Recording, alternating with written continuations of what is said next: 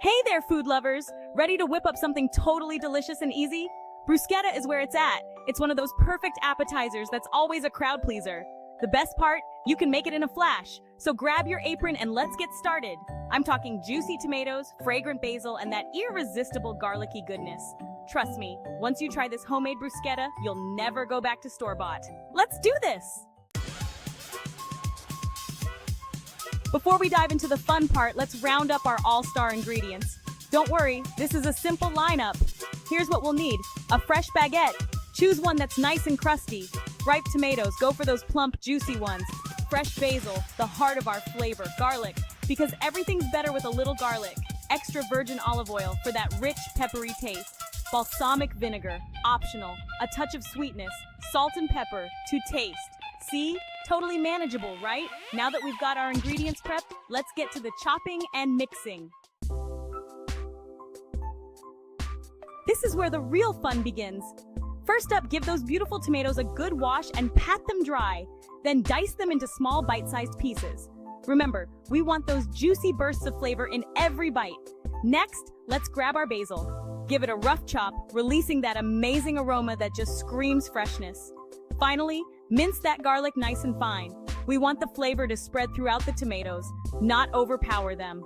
Now toss those diced tomatoes, chopped basil, and minced garlic into a mixing bowl.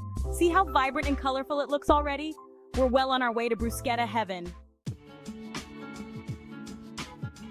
Section 4, seasoning the flavor burst. Okay, time to wake up those flavors. Drizzle a generous amount of extra virgin olive oil over the tomato mixture. Remember, we're going for flavor, so don't be shy. Next, add a splash of balsamic vinegar if you're using it. This adds a touch of sweetness and complexity that complements the tomatoes beautifully. But hey, if you're not a fan, no worries. It's totally optional. Now, for the finishing touch, season generously with salt and pepper to taste. I like to give it a good pinch of each, but feel free to adjust according to your preference. The key is to taste as you go and find that perfect balance.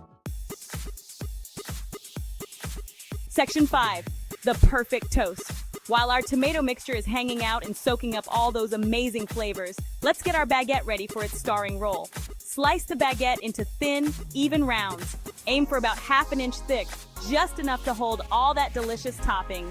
Now brush each slice generously with olive oil on both sides. This will give us that beautiful golden brown crust and add another layer of flavor. Place the slices on a baking sheet and pop them under the broiler for a few minutes on each side or until they're nice and toasty. Keep a close eye on them though. We want them golden and crispy, not burnt. Once they're done, take them out and let them cool slightly. The aroma alone is enough to make your mouth water.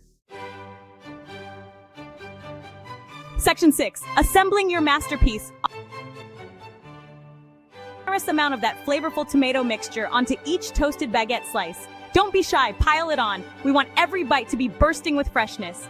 For an extra touch of elegance, you can garnish each bruschetta with a small basil leaf. It adds a pop of color and enhances the already amazing aroma. And there you have it. You're on a platter and get ready to impress. Begging for the recipe. Section 7, bruschetta bliss awaits.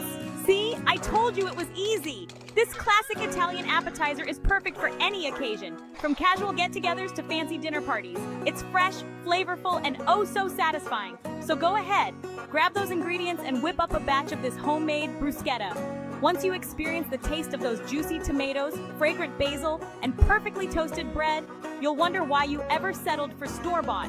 Happy cooking!